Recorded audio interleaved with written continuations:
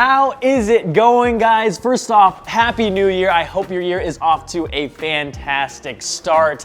I don't know about you guys, but I am certainly excited about this year because there's gonna be a ton of huge things happening here in 2025. And today we're gonna be talking about two of them. The first of which is a big project that I've been working on that I have been wanting to do ever since I picked up the GR86. And then the second thing is something we'll talk about later on in the video, but I do think you guys are gonna be just as excited to see what I'm talking about. It's another thing that I've been trying to do for quite some time now, and it's finally happened. You'll see.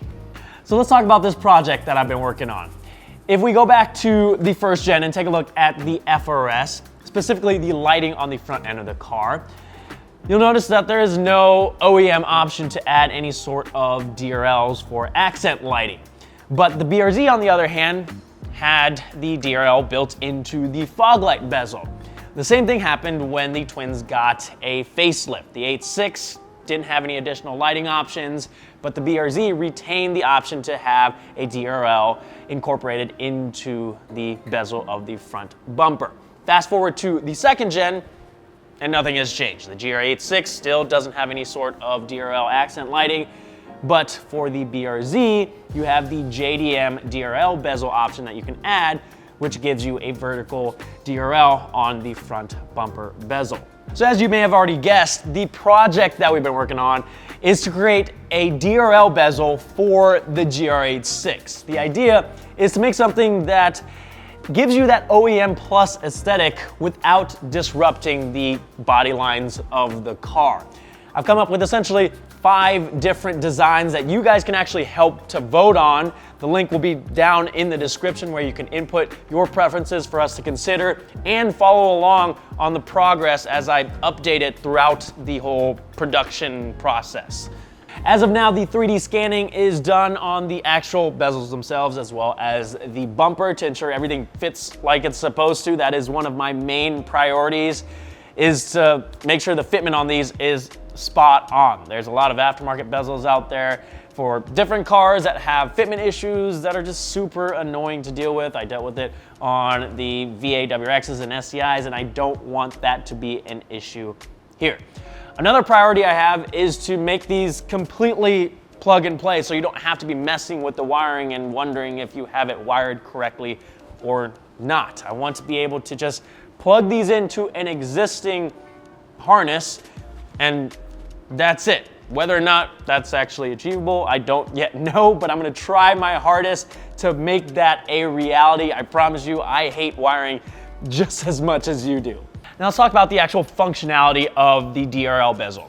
On the JDM DRL bezel for the BRZ, it only functions as a DRL. But continuing on with that OEM Plus theme, I wanted to add a bit more functionality and incorporate a turn signal with the option of it either being a normal flashing turn signal to match the OEM headlights or a sequential turn signal. Now, obviously, we are in the early stages of the development process, so things may or may not change before we get to the end product, but I just wanted to let you guys know that this is something that we are currently working on and wanted to keep you guys updated throughout the process and get your feedback to make sure that we're creating something that is right for the community and something that you actually want to install on your car. I'm sure you guys are curious on the timeline as well as the price point, but at this time, that's not something I can comment on because we are still working on it, but I hope to have that info out to you guys within the next few months, if not even sooner. So again, if you want to follow along on this project, make sure you're subscribed here and check in on that page on the website for any updates. Okay, Kevin, so what is this second thing that you mentioned at the beginning of the video? Well, back in 2020, we picked up the FRS. Salvage title, down in Texas, flew down, picked it up, drove it back, and that was basically the beginning of this channel, and we transformed it into a dedicated time attack car, even though it was supposed to be a dual-purpose car. In 2022, we picked up the GR86 and have been modifying that for the past 3 years. A lot of you have seen what we've done with this car. The following year, we got the VBWX all the way out in California, flew there, drove it back. That was a crazy few days. But in 2024, we chilled out, focused on driven media. Well, I've got the itch again, guys. We ended up picking up something new. I've been teasing it for the past year or so. Oh, it's not brand new, but it's new to me. Let me show you guys.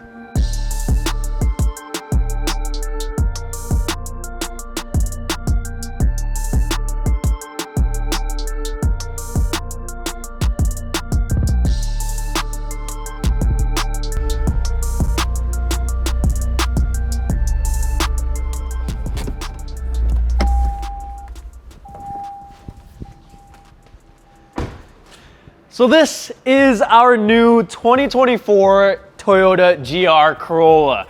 I have always been a sucker for hot hatches, so naturally, when Toyota announced that they were coming out with the GR Corolla, it genuinely piqued my interest, especially since Subaru stopped making the WRX and the STI in a hatchback. And like any other responsible car enthusiast, I went ahead and put a deposit down on one at my local dealership. But a few years later, I still hadn't heard back from them or gotten any sort of update, so I decided I should probably get my deposit back and just say it wasn't meant to be. However, it was always still in the back of my mind, especially since I started to see them more and more, and then a few of my friends got one and I test drove it.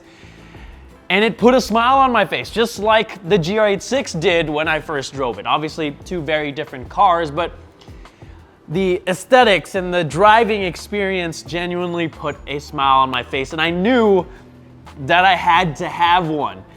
And this one in St. Louis popped up at around that same time, so we booked a ticket, flew down there, drove it back, and here we are. Like I said, it's not brand new, but that is completely fine because we're gonna be modifying it and changing it up anyway. There are already some modifications currently installed on the car, like the AeroflowDynamics lip kit, which isn't particularly my taste, but I don't mind it, except for the rear diffuser. I don't like that style of rear diffuser. Sitting on some Eibach lowering springs that give it a mild drop. The ride height actually looks really good. And on the way back from St. Louis, it's about a 6-hour drive. Still very much comfortable.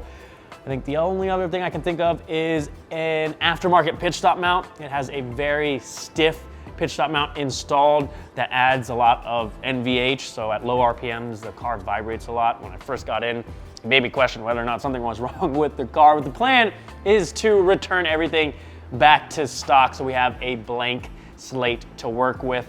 That way I can see how the car feels in stock form, and then we can modify it from there.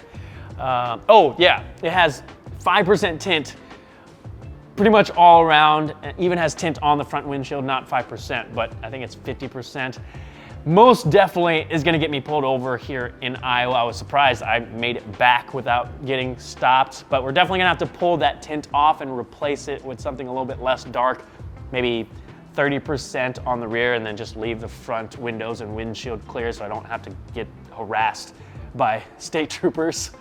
I did opt to go with a premium because one of my big complaints with the Core was the bland interior, especially the seats, but the ultra suede and leather seats on this car are so much nicer and makes the car feel a little bit less like a normal Corolla. Not that I have anything against normal Corollas, I just wanted something a little bit nicer.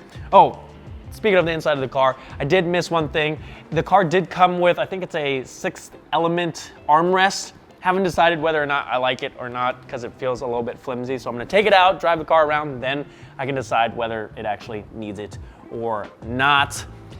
I'm still debating on what direction to take with this car. So let me know what you guys would like to see done to it. I'm kind of leaning towards turning it into a track car because I do miss taking a car to the track and actually driving.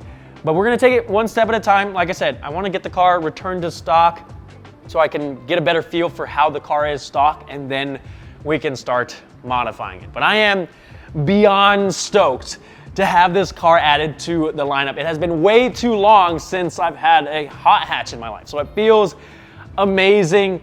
But let me know what you guys think of the decision.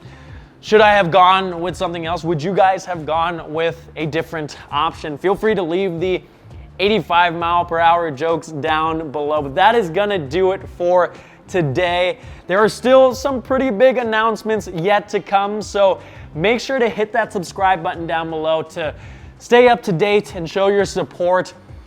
Again, I want to wish you guys a blessed 2025. Love you guys. I'll see you in the next one.